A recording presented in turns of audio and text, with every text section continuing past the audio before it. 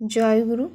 পরম প্রেমময় শ্রী শ্রী ঠাকুরের চরণে জানাই আমার শতকোটি প্রণাম।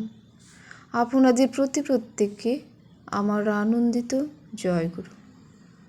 পরম পূজ্যপাদ শ্রী শ্রী আচার্যদেব বললেন, কতজনে বলে না যে ইষ্টভীতি আবার কেন, ধর্মের মধ্যে পয়সা টয়সা আবার কিসের, এরকম বলে তো।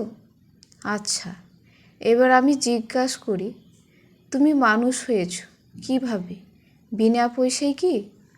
জন্ম হয়েছে যখন তখন হসপিটালে ইঞ্জেকশন নিয়েছ কি বিনা পয়সায়? পড়াশোনা করছো কি বিনা পয়সায়? তাহলে বাবা মায়ের স্নেহবন্ধনের মধ্যে পয়সা এলো কি করে? বাবা যখন বুড়ো হবে তখন তুমি বাপকে দেখবে না, তাহলে ওষুধপত্র কি বিনা পয়সায় আসবে? তাহলে তোমার বাবার সাথে স্নেহ সম্পর্কে যদি পয়সা ঢুকতে পারে, তাহলে তোমার সাথে ঈশ্বরের কেন ঢুকবে না?